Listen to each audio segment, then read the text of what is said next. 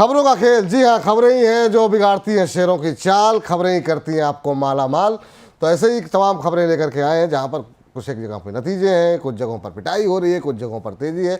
वहाँ पे आपकी स्ट्रेटजी क्या होनी चाहिए करके जो है स्क्रीन पर लेकर के आते हैं शेरों को और उनकी खबरों को समझते हैं। आज जो है 52 वीक का नया, 52 वीक नहीं बल्कि नया न्यूनतम स्तर बनाया है। पिछले एक महीने में करीब 17% के आसपास की गिरावट यहाँ पर इस शेयर में देखने को मिली है। नतीजे काफ़ी ख़राब रहे हैं, कंपनी मुनाफे से घाटे में आई है। एनपीए कंपनी का बढ़ा है 29% के आसपास। एनआईए में भी जो है गिरावट देखने को मिली है, करीब 2 करोड़ रुपए घटा है।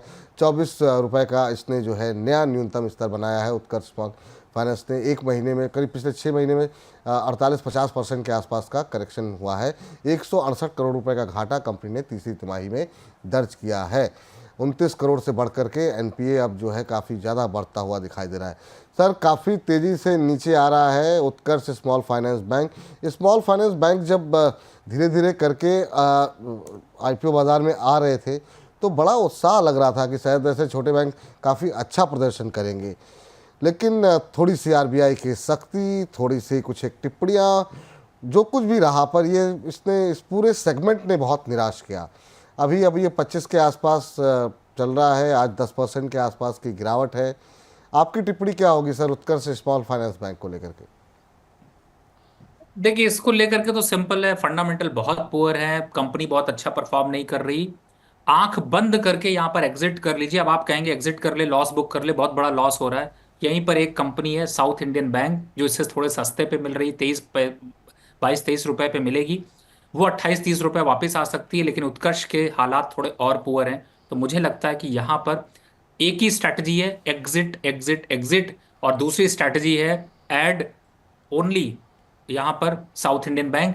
रीजन बहुत से बैंक है मैं दे सकता हूं, लेकिन प्राइस कंपैरिजन अगर करता हूं तो मैं ये नहीं चाहता कि मैं 25 रुपए 30 रुपए पे आप सौदा काटें और आपको दे दूं 200 500 700 वाला स्टॉक। कोशिश है कि उसी भाव पर कुछ बदल जाए जो आपके पोर्टफोलियो पे रिकवरी दिखा सके। साउथ इंडियन बैंक में क्या हुआ सर? ये राइट इशू के बाद चला नहीं बिल्कुल। क्या लग रहा है आपको, कहाँ तक, मतलब अगर मान लीजिए होल्ड करता है कोई व्यक्ति तो 6-8 महीने साल भर में कहाँ देख रहे हैं, कब कब कब आएगी रिकवरी इसमें? देखिए, साउथ इंडियन बैंक वैसे भले राइट इशू के बाद नहीं चला हो, लेकिन अगर देखा जाए तो सबसे कम गिरने वाला स्टॉक हाँ, ये यही बात है। सही है, बिल्कुल बिल्कुल।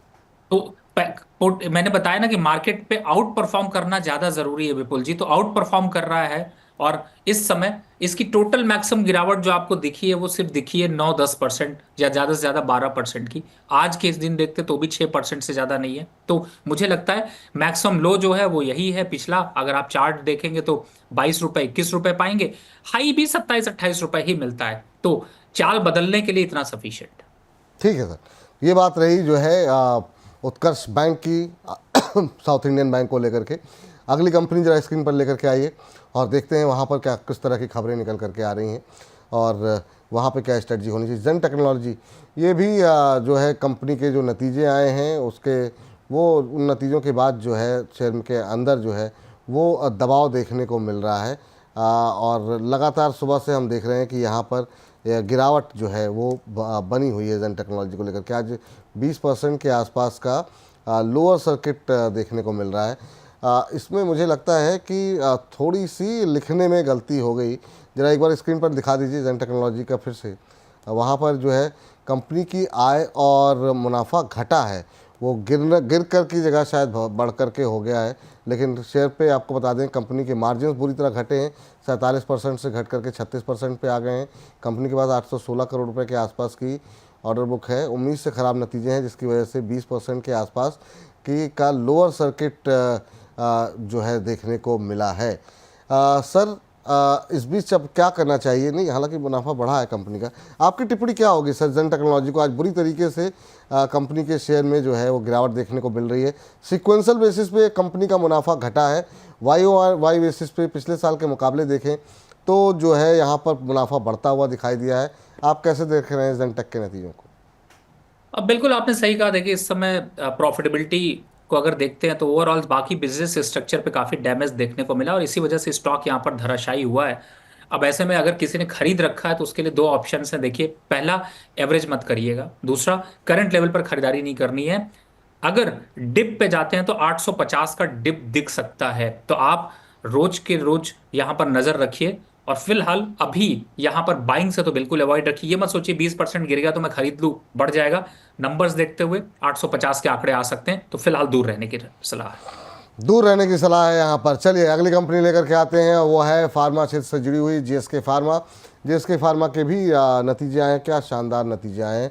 18% से ज़्यादा तेज कंपनी का मुनाफा जो है, कंपनी का मुनाफा 400% से ज़्यादा बढ़ा है, आय 18% बढ़ी है, ये 949 करोड़ रुपए के आसपास रही है। इबिट्टा करीब 30% बढ़ करके 280 करोड़ रुपए रहा है। इबिट्टा मार्जिन 270 बेसिस पॉइंट बढ़े हैं और ये करीब 30 करोड़ रुपए के आसपास रहे हैं। तो शानदार नतीजे, उम्मीद से बेहतर नतीजे, जिसके चलते आज जीएसके फार्मा में एक समय हमने अपर सर्किट लगता हुआ दिखाई दिया। सर, इस गिरते बाजार में काफ़ी मजबूती के साथ खड़ा है जीएसके फार्मा का शेयर। आज करीब 17-18% ऊपर अभी इस समय कामकाज करते हुए 2377 2374 2375 के आसपास ट्रेड करता हुआ। आपकी टिप्पणी क्या होगी सर जीएसके फार्मा पर?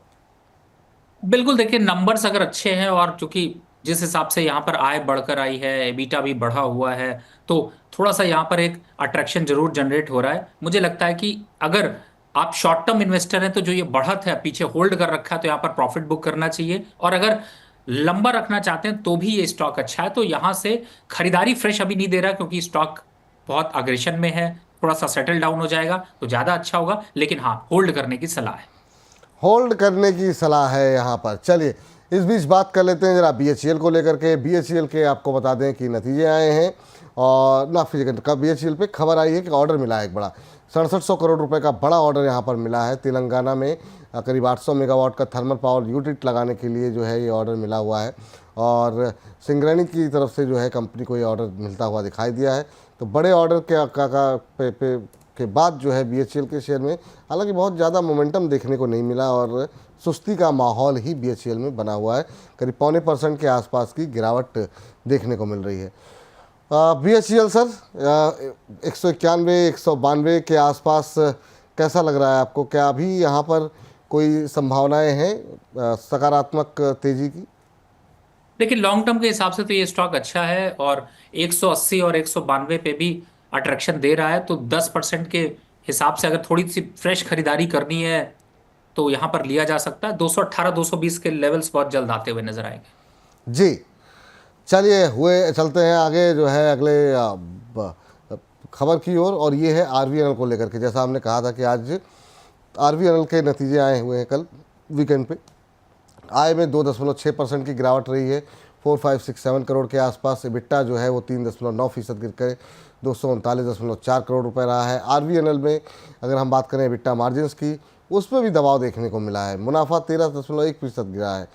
तो मतलब ऐसी इतनी ज़्यादा लगातार ऑर्डर बुक की खबरें आ रही थी, लेकिन उसके बावजूद हम देख रहे हैं कि कंपनी के मुनाफे में दबाव देखने को मिला। सर एग्जीक्यूशन में अभी हम कौन सी कंपनी का, मैं रिपोर्ट पढ़ रहा था, ऑर्डर जो है पाइपलाइन में काफ़ी पेंडिंग है। बहुत सारी कंपनियां ऐसी हैं जो उन्हें एग्जीक्यूट करने के लिए शायद उनके पास क्षमता नहीं है, और बड़ी संख्या में ऑर्डर बुक पेंडिंग पड़ी हुई है। ये भी एक बड़ी समस्या आ रही है। आरवीएनएल को लेकर के अभी क्या करना चाहिए? 342 343 आज 5% टूटा है नतीजों के बाद।